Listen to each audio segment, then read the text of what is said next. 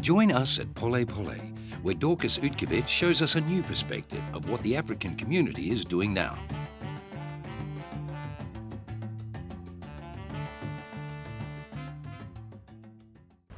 Hello, a warm welcome, and thank you so much for taking the time to join us right here at Pole Pole. Today we're celebrating Black Girl Magic, and we'll be joined by women with some incredible stories. I'm Lynda Matutu. I'm Dorcas Utkovic, and this is Oz African TV. In the tent, I will be joined by the sculptural jeweler Lisa of Designs.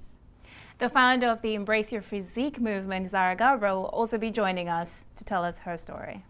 The beautiful songbird Ruva will perform live, and finally, we'll go around town to see what's happening in our community. We've got a lot of Black Girl Magic on today's show, so make sure you stick around. But let's make a first stop in the kitchen with Chef Stoli.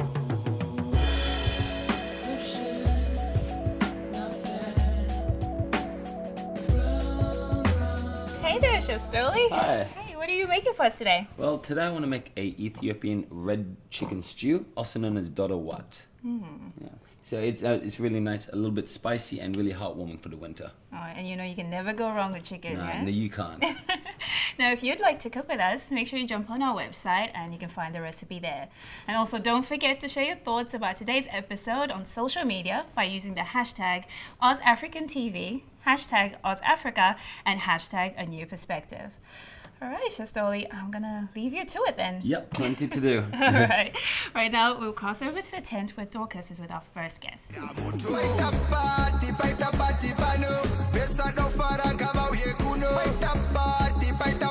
Today's episode is dedicated to celebrating women. And Kashawn Thompson girl, we see you. And thank you for popularizing the hashtag blackgirlmagic. For those of you who are not familiar with it, among many things, hashtag blackgirlmagic is a movement to celebrate Black women's beauty, power, resilience, and most importantly, each other. Our first guest today is a great example of Black Girl Magic. Born in South Africa, she migrated to Australia in 1980 with her family at the tender age of 8. Growing up in Australia at that time presented many different challenges which required a certain amount of strength. In recent years, she has found an outlet in her jewelry making which helps her explore issues surrounding identity. Joining me now is the beautiful Lisa of Silvarai Designs. Thank you so much for coming. Oh, thank you for having me, Dorcas. Absolute pleasure. Now, let's start from the beginning. When you migrated to Australia, you know, it would have been challenging, as I mentioned. It was. Do you want to tell us a little bit about your upbringing? How was it like? I mean, look, it was a tough thing because we were the pioneers in our family. Nobody else had been here before. So the four of us packed up one bag, left everything behind, and continued on to this new world that we had no idea what was going to look like. And then basically I felt that at the age of 8, I had to do one thing, and that was try and cast my past and who I was away to try and integrate. It was an extreme move, but for me at the time, it was the only way I knew how to do it. Of course, I know now you can't escape who you are. No. You know, so you know, and that's why I've come full circle now with my jewelry, realizing that in order to be who I am, find my identity, and just be honest about who I am. Do you want to tell us just about, you know, your journey in finding your identity? You know, what sort of things did you have to deal with along the way? Right, yeah. Well, at the age of 8, I suppose we are still discovering who we are. We're very internal. But I have to tell you one story, and it's be a quick one. See, when I was about 7, so a year before we arrived, we lived above a group of shops. And we were coming downstairs to the shops to buy something with my father. I was holding his hand, and I could see a commotion in the distance. There was a man lying on the ground, and he was bleeding. And, you know, at the age of 8, I was, you know, really quite gobsmacked. I was shocked. And I remember my father holding my hand and saying to me, "Don't look down." So we walked past and we entered the shop, and I was circling the shop quite worried about what was going on out there. I could hear ambulances and so forth. And I remember asking my dad, "Is the man dead?" And he said, "Yes, he's passed away." And in that moment in time, that was my first experience with the touch of humanity. Yeah. A little piece of that man's existence and his experience, I took that away with me. And it was the first time I really experienced that idea of there's something bigger than myself out there. And then, of course, we came to Australia. Now, I always sort of describe immigrating like grieving. Yeah. Those similar feelings rose up about that connection to humanity and that touch of humanity, and grieving that connectedness to my past and my family and everything I had to leave behind. Yeah. And then, of course, years later, I went on to study jewellery, and the fingerprint jewellery were the things that stood out the most with people. They really resonated with that. Yeah. Because it's the touch of humanity again. And it's almost as if, you know, we leave this body, we cease to exist, but the jewellery lives on for our loved ones to hold on to. Yes. So that's the connectedness. Oh, what a beautiful story. Yeah, thank you. Well, thank you for sharing that. Tell me, we've spoken about how personal the work that you do is. Can you tell me a little bit about some of the interesting stories that you hear from your clients, you know, when they want to commission you for a specific piece? Oh, look, every piece is a really special piece. I mean, when I'm liaising with the client, whether it's, you know, face-to-face or even online, I really generally get a little bit about them, and then I'm able to, it's sort of transcendental, really. I'm able to really inject a little bit of the essence of who they are into the piece, and especially in a world where we're not making things anymore. These are handcrafted, specific and very intimate pieces. Yeah. So I think that's what sort of makes them a bit special, and and the clients are special too. So yeah. Wonderful. And where can people stock Silvarai? Well, Silvarai is currently stocking at Designer Space in Fitzroy.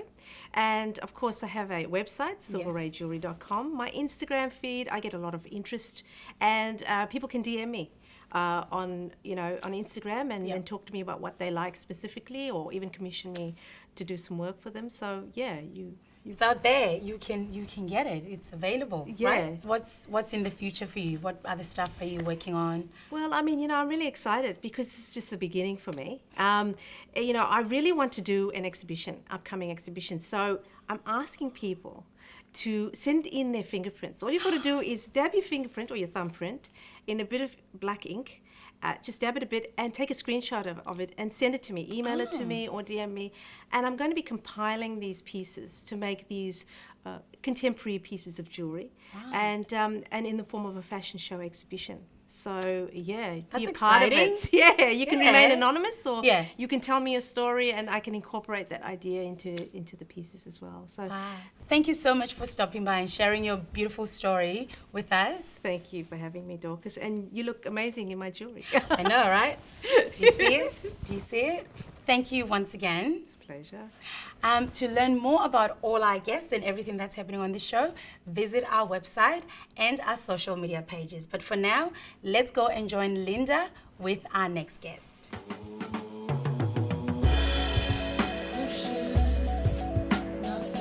These days, if you ask any person of color about their hair, they would assure you that it is their crown, a source of pride and identity. But that hasn't always been the case. Following colonization, people of color have been told by mainstream media that beauty aligns with Western presentation. This trend is changing, however, thanks to people like my next guest, Zarah Garbrah, who will be telling us about her movement called Embrace Your Physique. Hi, Zarah. Thanks for joining us. Thank you for having me. So, Zarah, tell everyone about who you are and what Embrace Your Physique is all about. Yeah, so my name is Zarah, as you said. I'm 20 and I'm currently studying a degree in public relations at La Trobe University. But my biggest thing is my side gig, which is Embrace Your Physique. And it's a movement tailored to Black women in particular, to really educate and reconnect with our roots through our tresses. And the movement all started pretty much through my personal experience, and it's taught me so much about self-acceptance and self-love and really embracing my Blackness. That's wonderful. Yeah. And what are some of the misconceptions you think people in the world have about natural hair? Where can I start? Misconceptions, yeah. So I think the biggest thing would definitely be just tailored around our hair not being, I guess, presentable. I think there's a lot of controversy around the subject of it not being presentable, especially in the workplace, in school, and things like that. The next thing would be that it can't grow. There's so much misconception around that our hair can't grow. And I guess another one being that it being too hard to manage. So there's so many things and so many areas that I think through movements like Embrace Your Physique, we're really, I guess, tackling the issue of what our hair really is and the history behind it. What was your natural hair journey like? I'm assuming that really sparked this whole movement and everything for you, yeah? Definitely, yeah. So I grew up with my mum, so she's Italian, and my dad's Ghanaian. Most of the time I grew up with my mum in our Italian household. So not that she didn't love my hair, she loved my hair, but it was more so learning how to manage it. So she sought help from the West African community, and for those that don't know, the West African community are really big on relaxers. Yeah.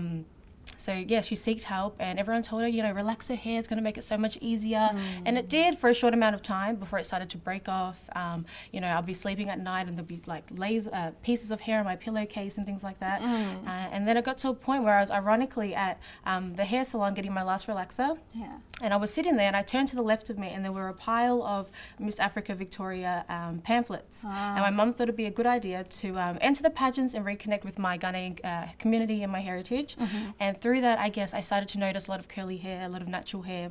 And I just thought for a second, I'm like, why is my hair straight? What am I doing wrong? And I guess that started from there, and I started to, formulate my own products. I started to learn more about what my hair texture was like, and I guess so much more like the porosity of my hair and so many other things that I had no idea that even existed. And I guess from that, I started to learn more, not just about my hair, but about my identity, my heritage, and what it means to be black. Because I guess through the media and things like that, we're really influenced by these Western beauty standards, and there's a big pressure on conforming to these standards. So I guess, Embrace Your Physique really helped me discover more about who I am and how to embrace my blackness. Yeah, because I mean, we're bombarded with these images of what beauty is, with magazines, TV, and all that. So it's great that you got to discover that for yourself. Yeah, definitely. Now speaking of that, so for people who haven't yet discovered that for themselves, like what tips can you give them? I think the biggest thing would be just to have patience, just know that it will unravel the way it's supposed to.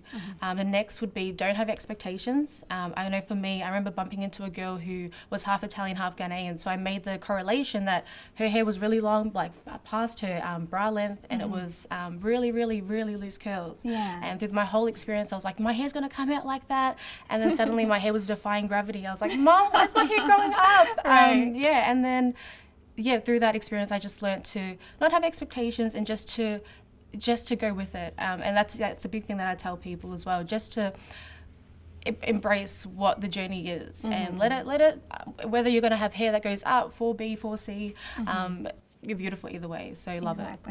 Yeah, exactly, because it's all about you. So embrace your physique. Exactly, exactly.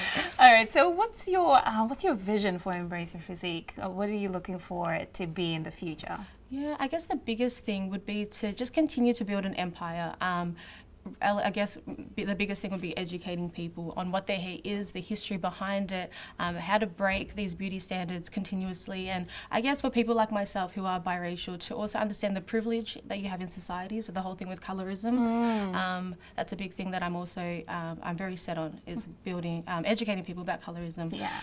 But I guess, my biggest thing would be to develop a product line, and from there I guess build a salon, where there's so much more than just hair, but literature from African poets and writers, dancers, actresses, anything that's really black girl magic, and that allows us to come back to the center of what it means to be black and to be proud of it. Because we come in all shades, there's so much to being a black woman. Exactly. And we come in all different hair textures as well. Right, exactly, and I think that's the most important thing, is just to accept and love. Exactly. Love who you are, That's great. Well, thank you so much for joining us, Zarah. Thank you for having me. It was a pleasure having you on Thank the you. show.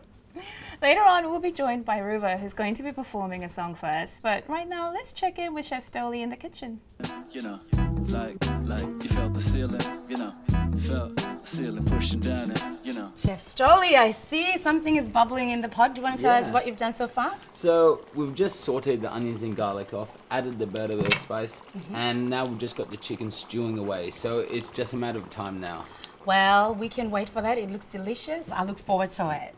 But for now, From the vibrant stage of The Lion King to the popular talent show, The Voice. Here to perform her single, Your Kind of Love, is the beautiful songbird, Ruva.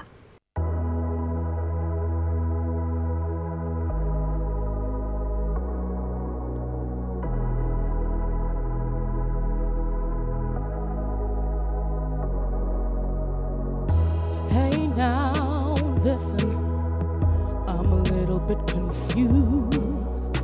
I don't like to be misused, to tell you the truth. You probably didn't know I was into you. Cliche, I guess it's all another cliche. She didn't know you were coming my way, but now I'm the one who has to pay. Hey now, yeah, cut the games and tell me the truth. You had a woman, but let me love you. A kind of selfish thing that you do.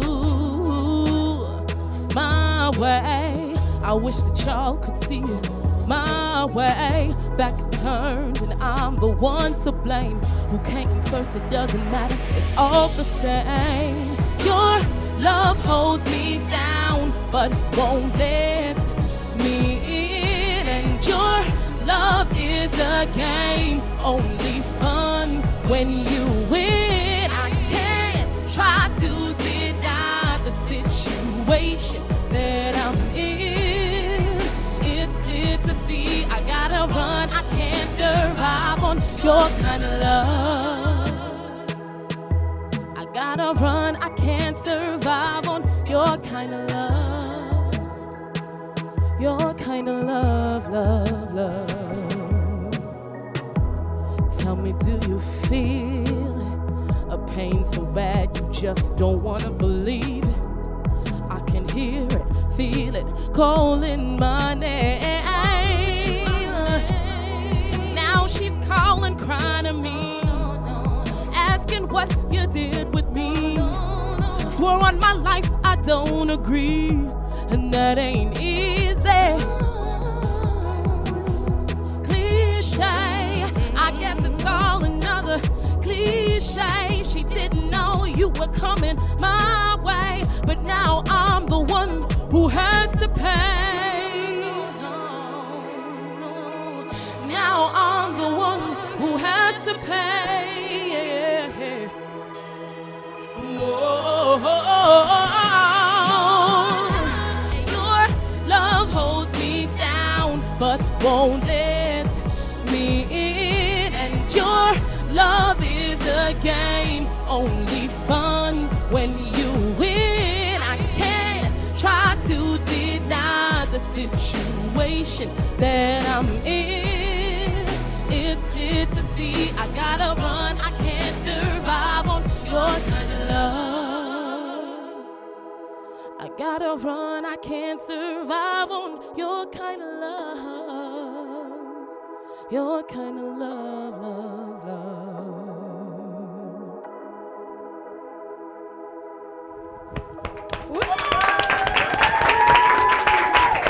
Oh my God, that was amazing. Amazing. Wow, very, very emotive. Yes, do you want to tell us a little bit about the song? That song is pretty much for most girls who have gone through that boyfriend situation that's never really worked out and the person's kind of left you hanging. I think a lot of girls can relate to it. Yes. So yeah, that was something that I wrote after a bad breakup. And it's your brand new single? Yes, that one came out earlier this year. Yep. And it came out just before I embarked on the voice journey that I did. So I was really happy to get something out there for people to hear before going on TV and having all of that kind of that attention. So yeah, it's a really personal song. Yeah, it's a beautiful song, beautiful Thank voice, you. you know. And what's next for you? What can we expect from you? I'm so excited because I've been working so hard on some new music. Yeah. I'm going to be releasing singles throughout the summer of 2017-18, and I'm really excited for you guys to hear. I honestly think it's my best music yet.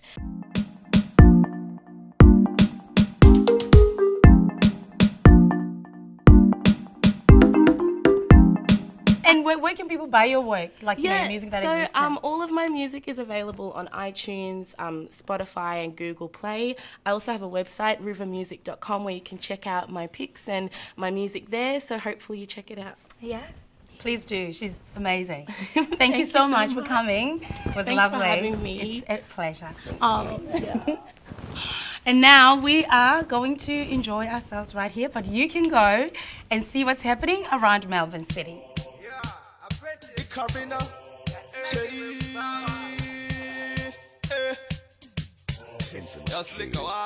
Alright then, the carina, I go carry them slicker. Tell them we not play, we a bury them. Me no laugh with the man, Jim carry them. Chop them up and throw them in the river with the carry them. This is a vision that I had years ago. And the reason I had the vision was because I go to many places. But one of the things that was missing to me was that I met African women in particular in isolation. I never saw them as one group and one voice. But also, most often than not, it was all the challenges that we are facing, the suffering, the this, and it's like, no, let's do something. Therefore, I sat down with a group of people, engaged the African Union, the Victorian government. You know, I really engaged different agencies, but importantly, community and key stakeholders. You look at the lineup, we've got academics from every sphere of life. We've got footballers, sports people, community leaders, women from every background. You know, African, Asian, Chinese, but youth in particular. But when you look at Africa, we have 54 countries. And when you look at that representation in this room, you'll be very proud of it. Yes. So I am very happy, and I wish everybody a fantastic summit over the next 2 days. Thank you.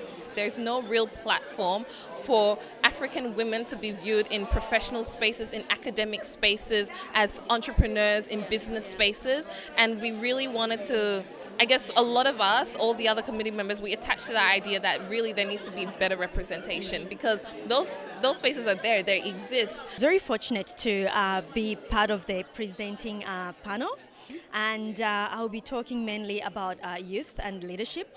And my main focus is about helping people to unleash their brilliance, and then also balancing their lives. You know, because like for me, I'll be talking about a lot about my personal experience, you know, as an entrepreneur, as a mother, and we have all these things that we're doing, and also creating that support system and network for women, because behind every woman, they say, behind every successful woman, there are women, but I find that behind every successful person, there are other people. So, you know, it's about standing on the shoulders of giants and helping other people not to be afraid of actually asking for the help that they need if they need it. I was getting questions like, Africa, that country, and my gosh, your English is so good, and I got really frustrated, and I just thought, well, why are people just asking me all these things? Is it like normal? And I reflected upon it, and I thought, you know what, it's a two-way street. If I don't educate people and say Africa is actually a continent and it has 54 countries, it's the second largest continent in the world,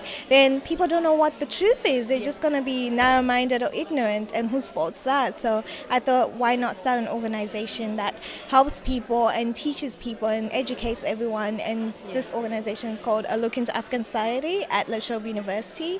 And so that's sort of my story at the moment. Hi, my name is Nelly. I'm a professional athlete, and I'm currently working with an organization called AfriOSCE.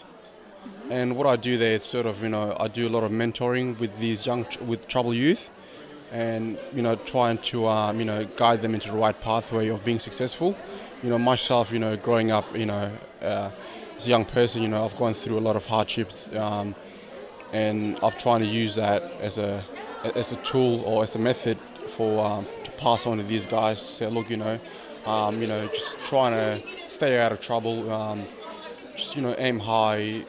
Anything you want to achieve in life, you know, it's possible. Just work hard for it, and that's my role.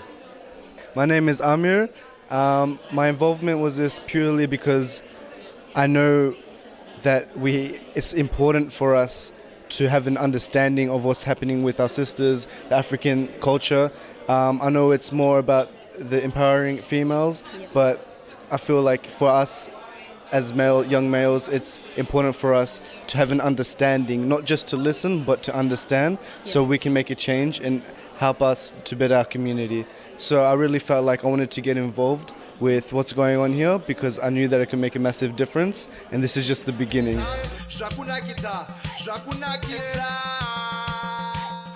What a ride it's been today. Well, firstly, thank you to the gorgeous Lynda Matutu for co-hosting with me today. Oh, it's been an absolute pleasure. I had fun. And to all of you guys, thank you so much for sharing your beautiful stories and your talent.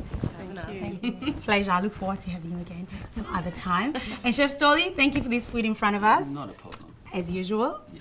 And remember, if you want to find out about everything that's happened on today's show, jump on our website and connect with us on our social media pages. From all of us, it's love and light. See you next time. Your love holds me down, but won't let me in. And your love is a game, only fun when you win. I can't try to deny the situation that I'm in.